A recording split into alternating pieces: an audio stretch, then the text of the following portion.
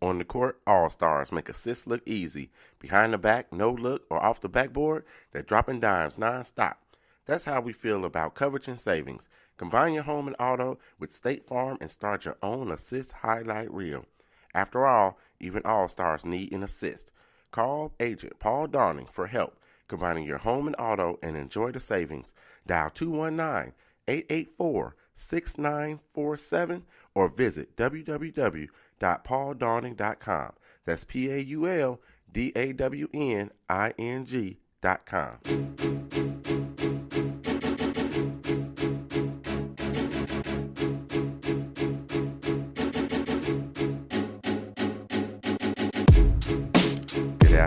Good afternoon, and welcome to the 800 Credit Score Man Show.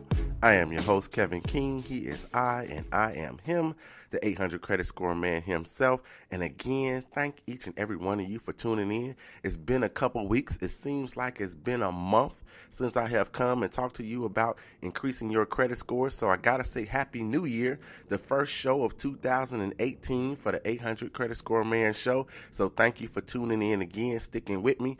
If you have never shared the show, 2018, I want you to share the show. Every time you listen to the show, I want you to share the show. Every time you think about the show, I want you to share the show. So please do that for me so we can increase our sales here at the 800 Credit Score Man Show as well. And speaking of increase of your credit scores. Increase is the theme for 2018. So that's what we're going to do this year. We're going to increase your credit scores like we've been trying to do since the beginning of this show. So I want to tell you a couple of things before we get going. First, the 2018, every show in 2018 is going to be dedicated to a special woman. Her name is Irene King. That is my mom. So 2018, every show, everything I do when it comes to 800 Credit Score Man, the company itself, and the show is going to be dedicated to Irene King. So I want to get to you guys today, and we're going to talk about several things today. We might be bouncing off the walls a little bit today, but we're going to talk about what's going on in relation to debt and what your credit score is. I found it very interesting that in the USA Today recently, I want to say that was just yesterday, they had an article, and actually the lead article, talking about debt. So they were talking about your debt, whether you had non-mortgage debt, which I would consider, a car or say a credit card, things like that. And they were talking about mortgage debt. But within this article, the entire time, they also equated it to your credit score. So that means, yes, your debt can be, and it is, related to your credit score. So in 2018, not only are we going to try to help you increase your credit scores, we're going to do so also by decreasing your debt as well. So we're going to work on that, and we're going to talk about that article a little bit today as well. And, of course, after the show, I'm going to go ahead and I'm going to put the article everywhere that I can put it. So that's Instagram. So if you don't follow me there, it's 800 Credit Score Man on Instagram. Facebook, you can get me there, 800 Credit Score Man there. Also on Twitter, I'm at Credit Score _Man. Follow me on Twitter. I will absolutely follow you back. So I'm going to post it in and everywhere I can so you can check out the article yourself, look at the numbers, see what they're talking about in that. So you know what we got to do. I've missed a couple of weeks. That means I got 1,000 shout outs, and all of you out there are like, man, I don't get a shout out, or I'm not getting one this week, so I don't want to listen to all that. I'm not going to give them all out, but there's some that I absolutely have to do for sure. So we're going to do shout outs as well. So not much has changed in the way of format for the 800 Credit Score Man Show, but we're going to get some things done for sure in 2018. So my first shout out, I got to give a shout out because today is Founders Day for the ladies of Delta Sigma Theta Sorority. So I want to say happy Founders Day to the ladies of Delta Sigma Theta Sorority for sure. My nephew, my great nephew actually, AJ, that's Alfonso, he celebrated a birthday over the holiday, so I want to say happy birthday to him. And I got to give a big shout out and get well wishes to Paula Mays. Paula Mays celebrated a birthday, and she also not feeling so well. So I want you to get well soon, Paula Mays, all right? So let's jump into the show. So let me tell you about this article. So the article and I want to say it was the USA Today Weekend Edition. So in the article itself, I forget the title of the article. They talked about credit and credit scores, and the credit scores seemed to really be the main focus to me, even though they were looking at the different generations. So if you're a Gen Xer, or if you are a millennial, or if you were a boomer, they were looking at what's the difference in these different segments of society when it comes to their debt and when it comes to what their credit scores are. So if you looked in the article, the baby boomers, they actually had a credit score of 703. That's a pretty good credit score. On average, they had that credit score of 703. So where does 703 hit you? So 703 puts you in good credit. You should know. Let me go over this right quick. So you know that 750 and above, generally speaking, most of the time at every entity is going to be excellent credit. So you'll be able to, go and get better interest rates and get approved if credit is the only criteria that might be an issue. If you're 750 and above, you're going to be excellent. You're going to get credit too, maybe not as good of an interest rate if you're in a good section, but if you're from 700 to 749, then you're in the good section. So baby boomers are in the good. So that's one of the things that I captured from this particular article. Then they talked about the millennials. So the millennials, at this point, their credit score average is about 638. So 638 isn't the best credit score. Of course, it's not the best credit score. It's a little low. There are several reasons why that would be the case for them. But if you're sitting at a 638, I think I said 48. So 638, that means your credit is in the poor range, though. So you got some work to do. Now, some of that would have to do with your average length of history.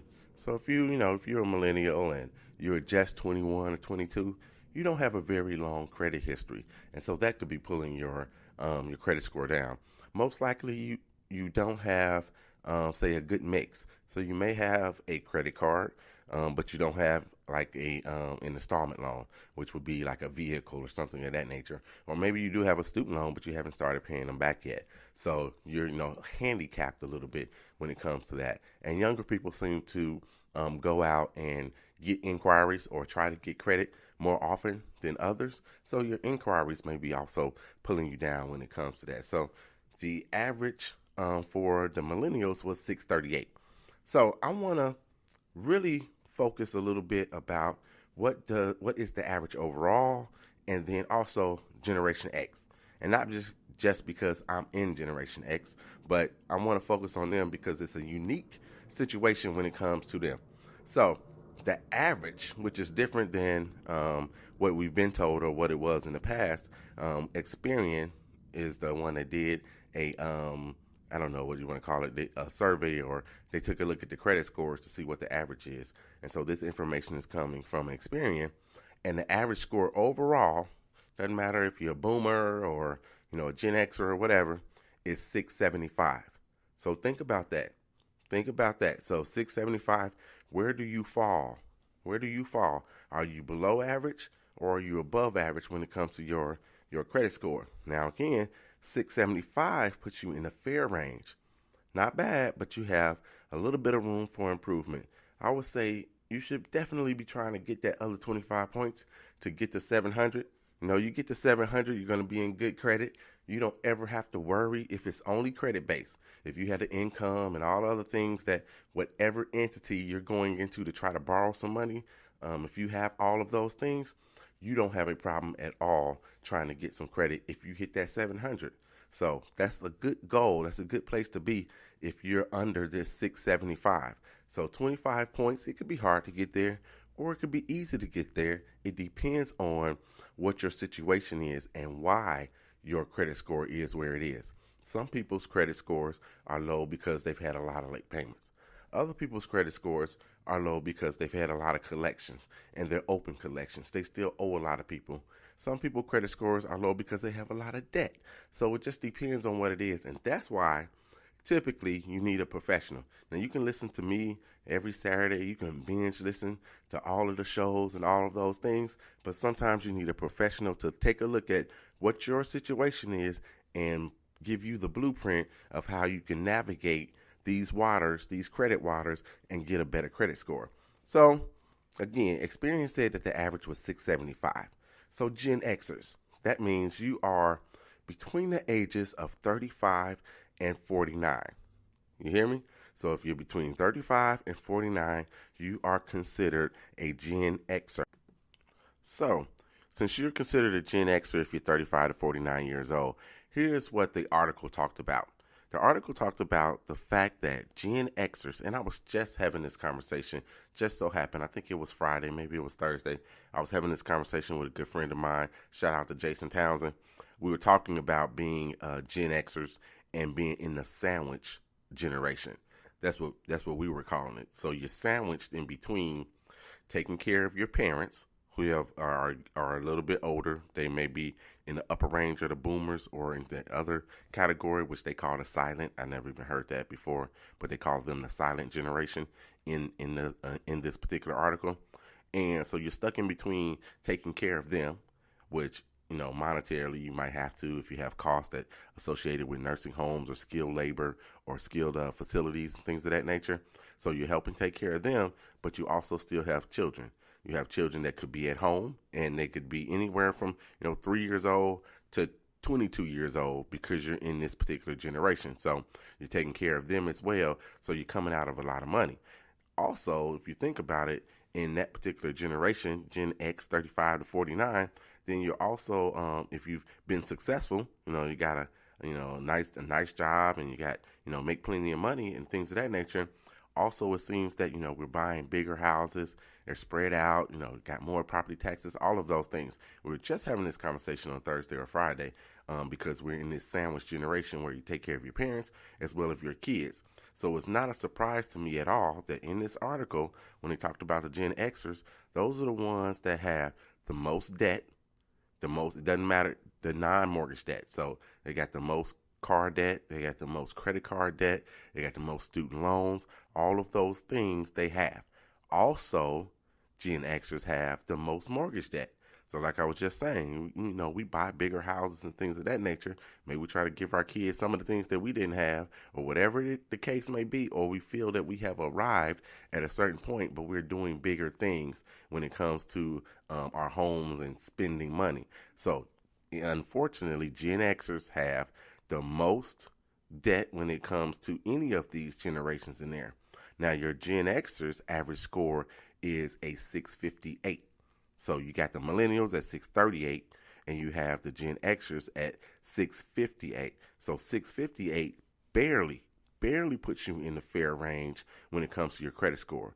Now, the average overall score in America is 675. So Gen Xers as a whole, they're bringing down that average credit score. So who are the ones that are pulling it up? It must be the boomers, because the boomers have an average of 703. It's definitely not the millennials, because theirs is even lower than what the Gen Xers are. And then, so the silent, I guess they have a better credit score. I didn't bother to put that one down. I don't know how many people in the silent generation actually listen to my show, besides my daddy and, maybe a couple of my uncles and my aunts out there. So I didn't put them down. But the average is 675 overall. Gen Xers are at 658, and millennials are at 638. But when you talk about the Gen Xers, and they have more mortgage debt, and they have more of the non-mortgage debt, how they put it in this article, then it kind of makes sense. And that's why they were relating, your credit with what your debt situation is. So on the show, I've talked plenty about reducing your debt, and mainly I talk about it in regard to your credit card debt.